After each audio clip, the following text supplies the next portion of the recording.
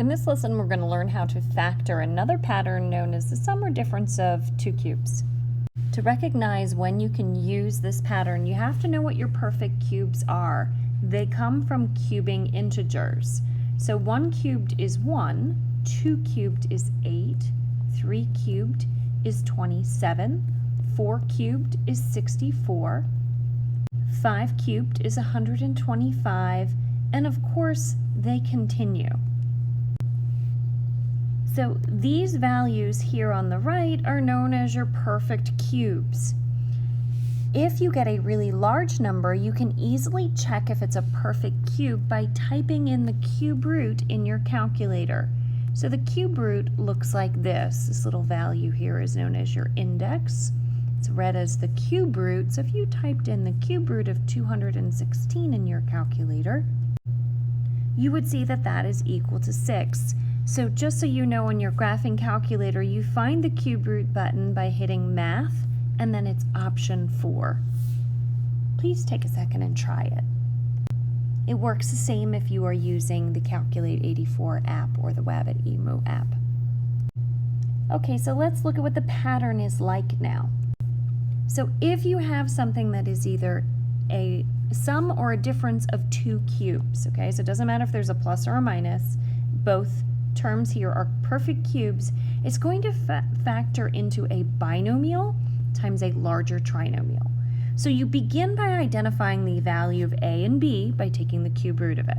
What happens is the value of a and b go in the binomial, and then here's what I do. I square a, slap it here, square b, put it at the end of the trinomial, and it's the product of the two in the middle. Now, the way you remember the way your signs work out is what you use every time you wash your hands, soap, which stands for same, opposite, always positive. I will illustrate the signs with an example. So let's begin with number 7 on your note sheet, x cubed plus 12. First of all, we're going to identify, can we use our 2 cube pattern here? So we're looking at x cubed. Is that a perfect cube? Sure it is. It's raised to the third power. How about 12? Can you take the cube root of 12? Well, it doesn't work out to an integer. You'll get a decimal in your calculator, so this one's prime. Okay, so sometimes you'll see it with the word prime, or you would rewrite it. It can't be factored. I want to point out that it does not matter if you have a plus or a minus. With the dots pattern, it always had to be the difference. With the 2 cubes pattern, it doesn't matter. It can be a sum or a difference. All right, number 8. Is y cubed a perfect cube? Yes. How about 27? Well, if you type in the cube root of 27 into your calculator, you'll recognize that that is 3. All right, so what I do is off on the side is I identify the value of a and b. It's equal to cube root of y cubed would be y, and the cube root of b of 27 would be 3. Now you can see the pattern at the bottom of your screen. So again, here's what I do. I open up parentheses large enough for a binomial and then a bigger set for a trinomial. I'm going to put a and b into the binomial. I just identified that as y and 3. Then I'm going to square my a value, so y to the second is y to the second. I will square my b value, that's 9, 3 times 3. Then I do the product of a and b in the middle, so I do 3 times y is 3y. And now I use SOAP to get my signs right, which stands for same, opposite, always positive. So same as what? Same as the original problem. So it's a negative, then it's the opposite, making it a plus, and then this is always a positive last.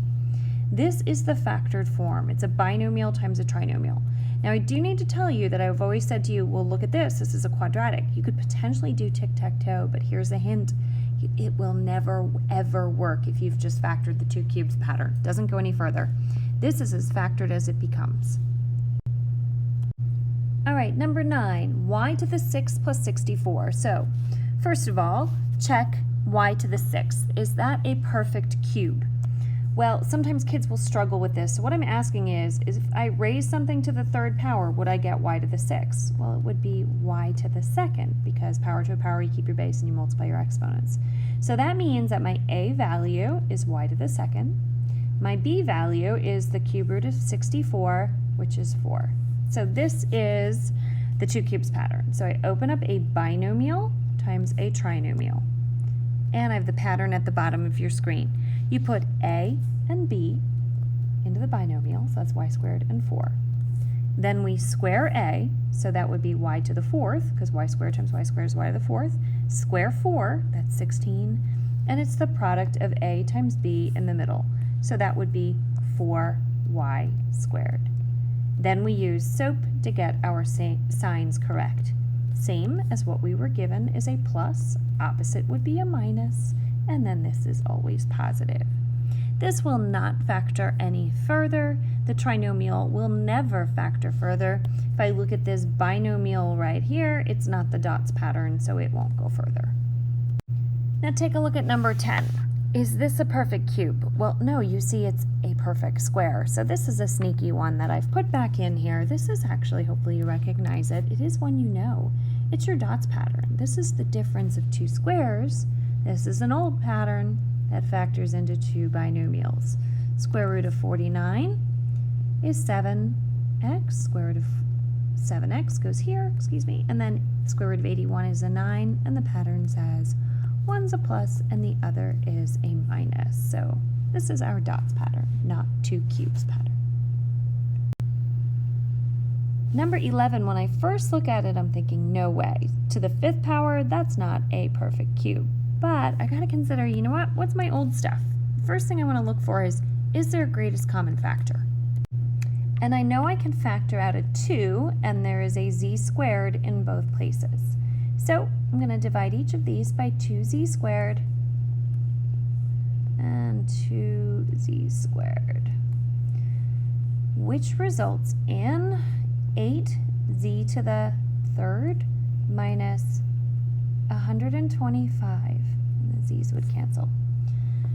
Okay, so now in my binomial, I'm going to check for my cubes pattern because I see a cube right here. Is 8 a perfect cube? Yep. How about 125? Yep.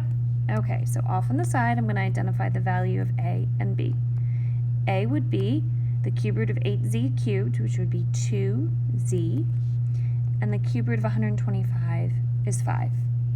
So this 2 cube pattern opens up into a binomial times a trinomial.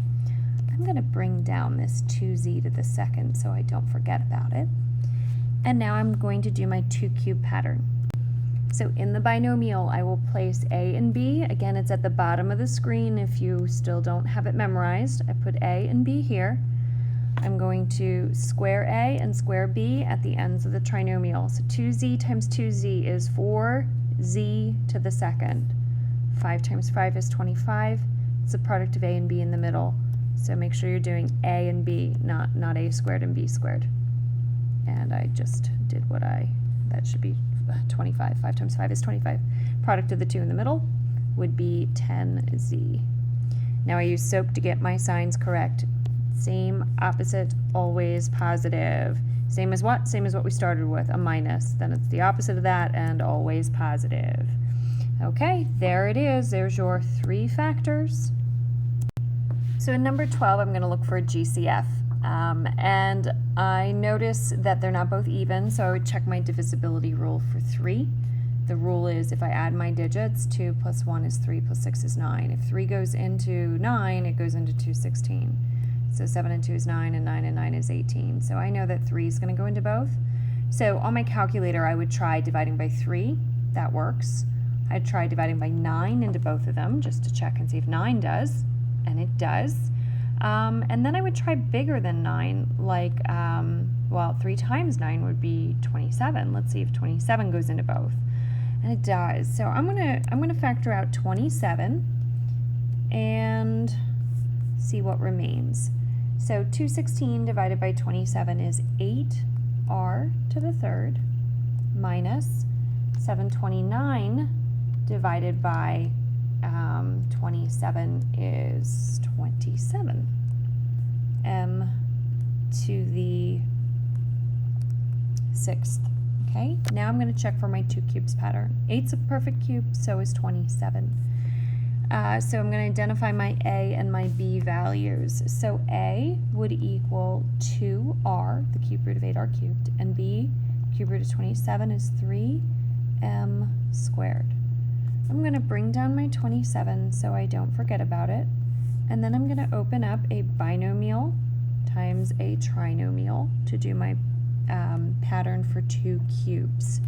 And I will once again show you the pattern on your screen to help you. So you're going to do the product, you're going to do A and B first in the binomial. We just identified those on the side as 2r and 3m squared. Then it's a squared and b squared at the ends of the trinomial. So 2r times 2r is 4r to the second. 3m squared times 3m squared is 9m to the fourth. And the product of a and b would be 6rm squared. 6rm squared in the middle. We use SOAP to get our signs correct. So the same as what we are given would be a minus, opposites a plus, and always positive. All right, there it is in factored form. Time to practice.